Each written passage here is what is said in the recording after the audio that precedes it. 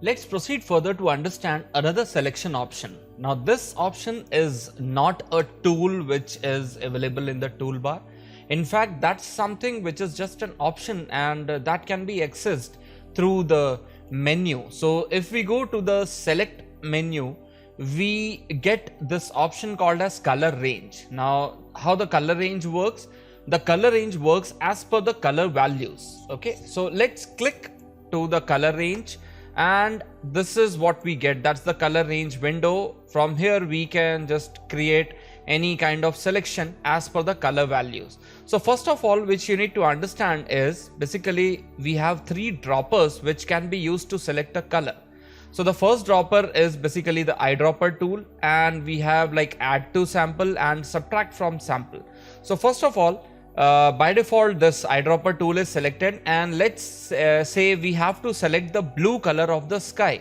So we click over here and there is a thumbnail which shows like in white you can see whatever pixels are selected, the black pixels are not selected, and in between range are like somewhat selected, somewhat like this is a kind of feathering which you can say. So let's click on the add to sample button and then let's click over here, and now you can see like some other colors are also selected, so we can add more colors to it. So apart from going through the image where we cannot understand which pixel is selected or which is not selected, we can directly click within the image as well, so that our most of the pixels are selected. Now as per this thumbnail, wherever you are seeing white, those pixels are selected, wherever you are seeing black, those are not selected. So in this case you can see some of the pixels are also selected from the balloon. So you can go for subtract from selection, and then you can either click over here or you can click over here to like deselect these values. Now the problem with this tool is this tool actually works as per the color values, so it's not going to like restrict any particular pixels from selection, because if you are going with the color values, definitely it's going to select each one of them. So that's how it works. So for example, let's add more values, more. Okay, and if we go for OK, so this is how we get a proper selection. Okay, we can press Ctrl D and let's again go back to color range to understand few more options. Now the previous selection is already over there. Now you have one option called as fuzziness. Now fuzziness is, if you make it 0, that's basically wherever you are clicking, only those pixels will be selected. So fuzziness come in a combined way, that's tolerance plus your feathering, that is basically the fuzziness value is. So you can have more values in this way, and if you increase the fuzziness, you can see it gives you a softer value as well as the tolerance will increase. If you reduce it, you can see you get a harder selection, but this is not at all very like very recommended option. So you should always use some amount of fuzziness whenever you are using this color range option.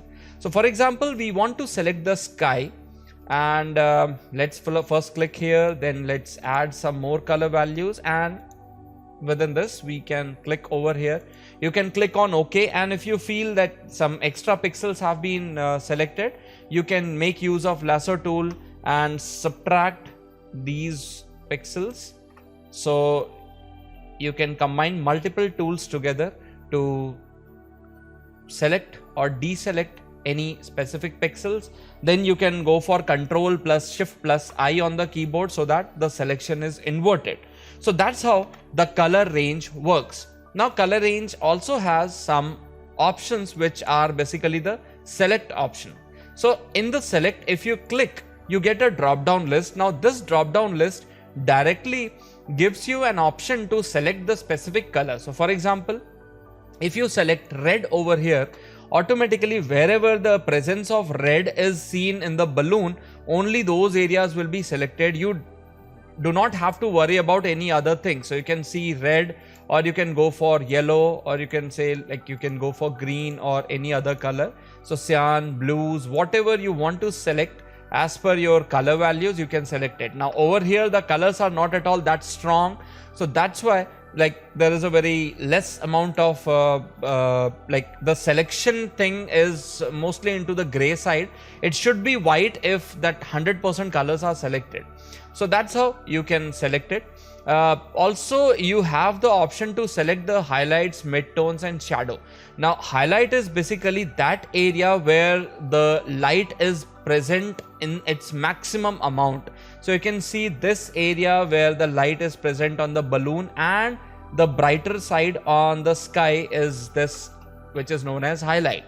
You can go to midtone. Midtone is basically this area which you can see, and you have shadow, which is the darker side of the balloon. So you can see these are the dark values on the balloon. So that's how you can select the shadow, midtones and highlight.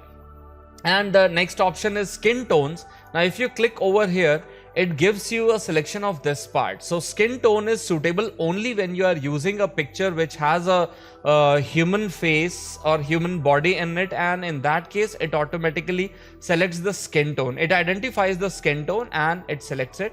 And the last option is out of gamut. So we will be discussing the out of gamut option during the color correction section. The selection preview says like grayscale, or you can say black matte, white matte, or you can say quick mask.